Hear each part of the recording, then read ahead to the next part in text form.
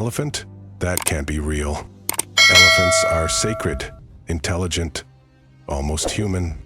If there's a story behind that, it better be a damn good one. That reaction is understandable. In most of the world, the elephant is more than just an animal. It's a symbol of memory, of power, of peace. We see them as ancient, wise, even divine. In India, they are gods. In Africa, they are ancestors. In Southeast Asia, they are royal. To harm one is to invite judgment.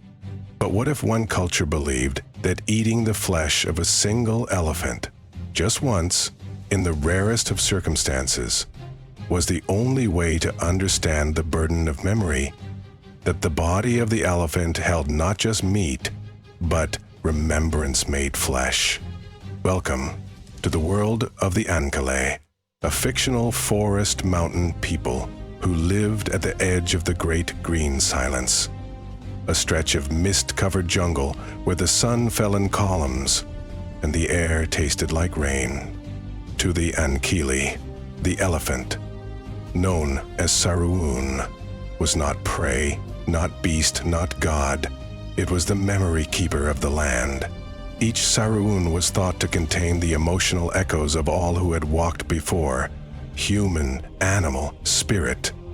When one died, naturally its body was left untouched.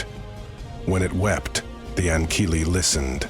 When it wandered to the sacred basin of Uru's Hollow, it was a sign, a summoning. No Ankele hunted elephant, ever, but once in a generation, maybe twice. An elder would have a dream of a Saruin lowering itself onto the forest floor, curling its trunk inward, eyes like wet stone, offering itself to the land. When the elder awoke, they would gather the circle of the hollowing moon, a council of dreamers, storytellers, fire carriers, and root keepers. Together, they would journey to Uru's Hollow. If a Saruun was there, already dying, already silent, then the ritual would begin. The Ankali believed that when a Saruun came to die before them, it was not death, it was transference. The elephant gave its body not for nourishment, but for carrying memory forward. This was the beginning of the Feast of 12 Skins, a ritual that would last 30 days and 30 nights, where the elephant's body was treated not as flesh, but as a living text, to be read, honored, disassembled, and finally consumed in silence. No child was permitted to attend. The elders began by surrounding the Saruun's body with memory lines, threads of woven bark dyed with charcoal, river clay, and spirit sap. These threads traced the shape of the elephant's body, encircling each limb, each wrinkle, each curve.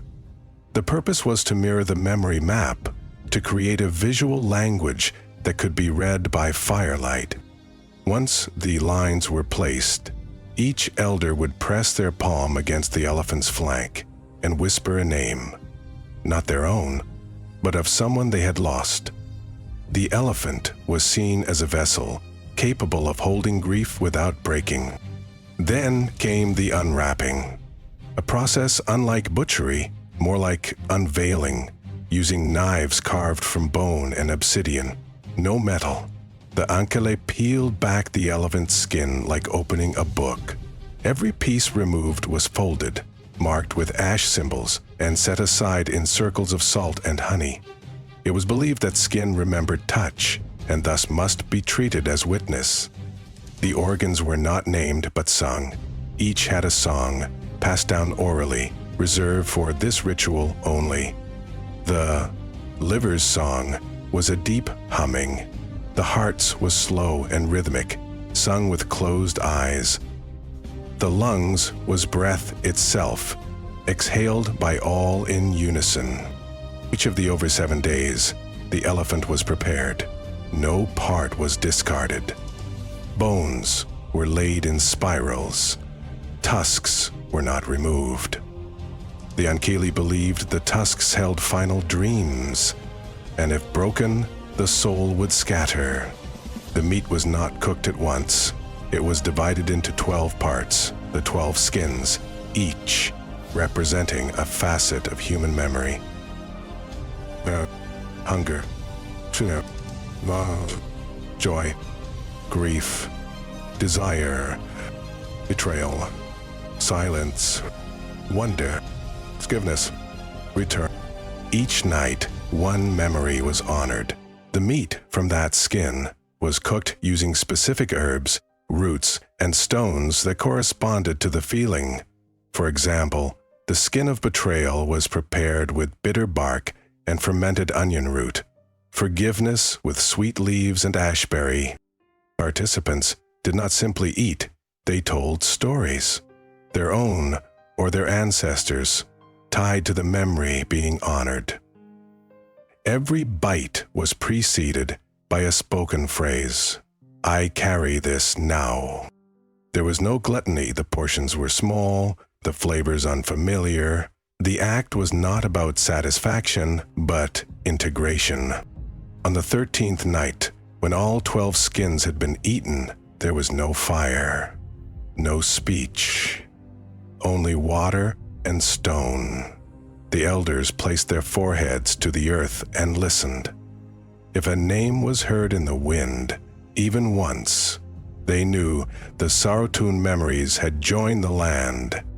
Block 2 will reveal the herbs and symbols used in each scan, the architecture of the ritual chamber, and the secret behind the bone spiral, and why it was never allowed to be photographed, painted, or written. Because some memories do not wish to be seen, only carried. Stay with us. To truly understand the gravity of the Feast of 12 Skins, one must walk not in the steps of the Ankele, but in the shadows they left behind. Each of the 12 skins was treated as a distinct entity, with its own preparation ritual, flavor profile, color palette, and symbolic weight.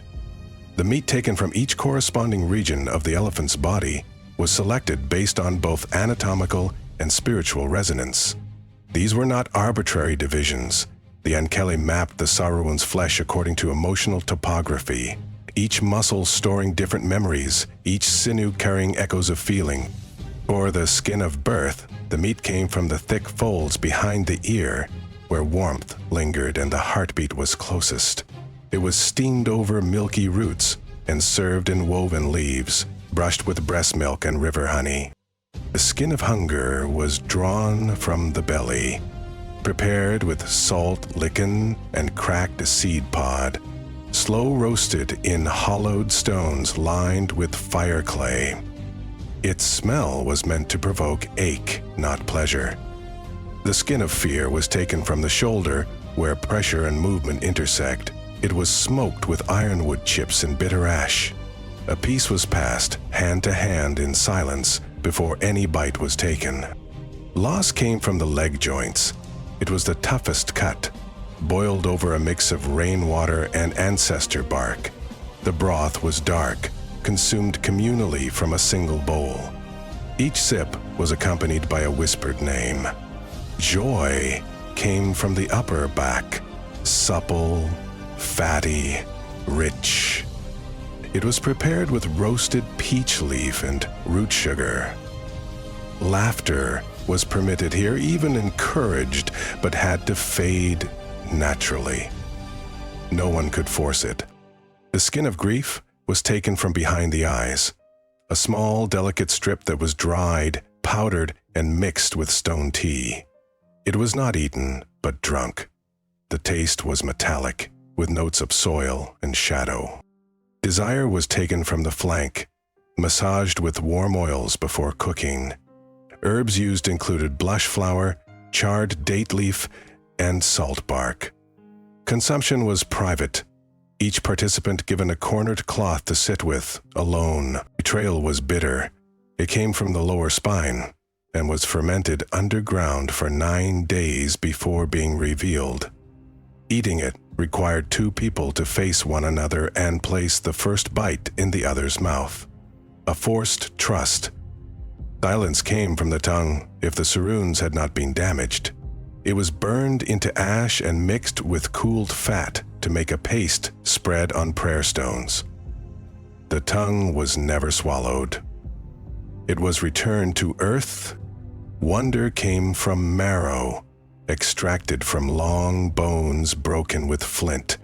It was served in carved cups lined with moss. Before drinking, one had to hold the cup to their forehead and ask a question. They would never speak aloud. Forgiveness came from the ribs. It was marinated in sweet ashberry and river honey. The flavor was unexpectedly bright. It was eaten in pairs, each person turning their back to the other while chewing. Return came from the foot slow roasted, with salt crystal and sagebrush. It was eaten while standing, facing east. Afterward, participants walked backwards from the fire until they disappeared into the trees. Throughout the ritual, the Chamber of Memory, called Erenvater, was the sacred space where all preparation took place. It was not a hut or temple, but a carved-out section of the jungle where no tree had grown for 100 years. The space was defined by silence, and the trees around it had bark stripped in long vertical lines, representing the descent of memory. The bone spiral was constructed on the final day.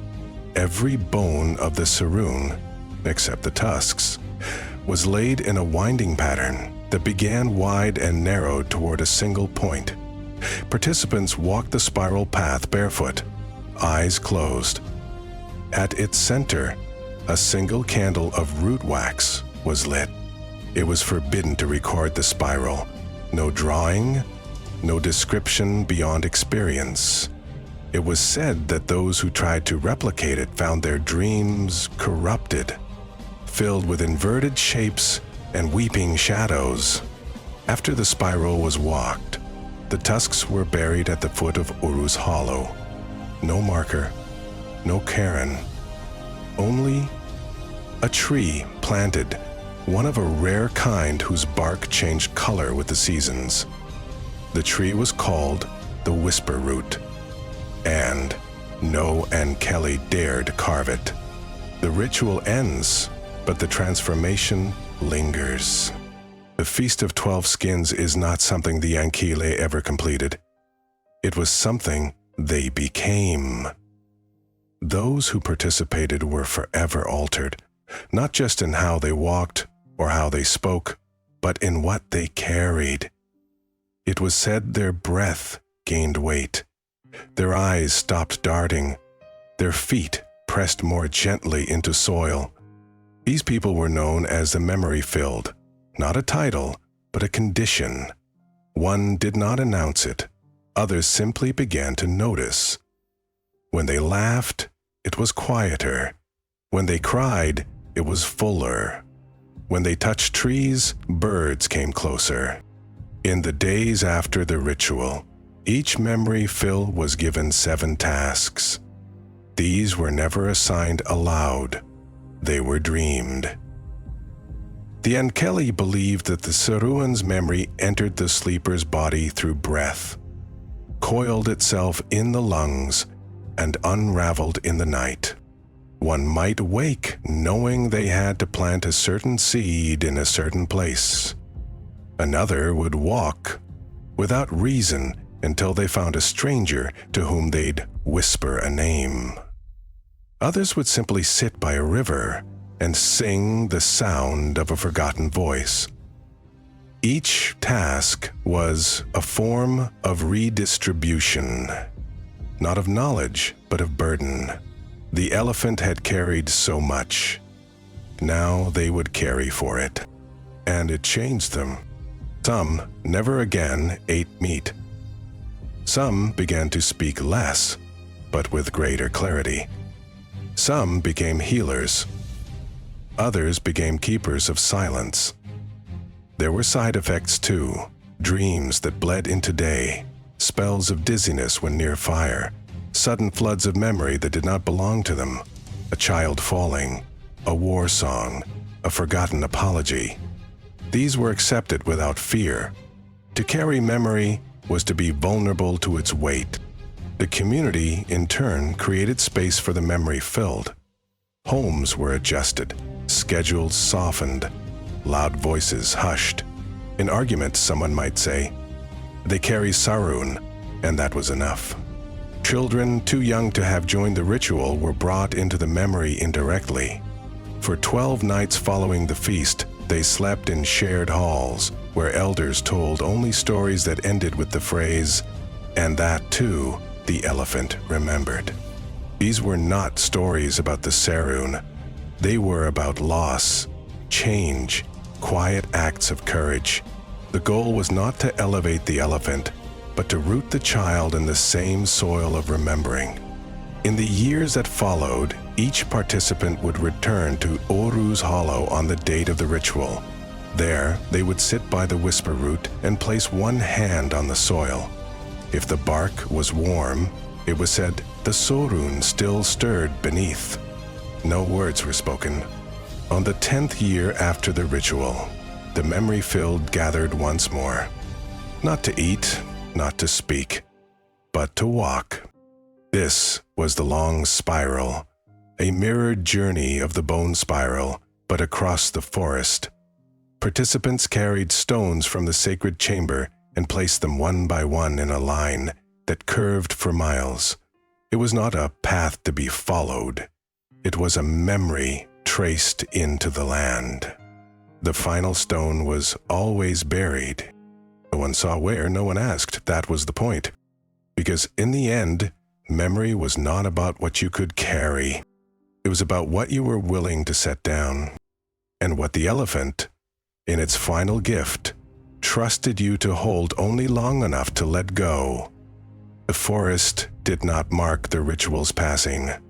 No monument, no echo, only breath, only footstep, only wind through whisper root, and a memory that walked on barefoot into the quiet.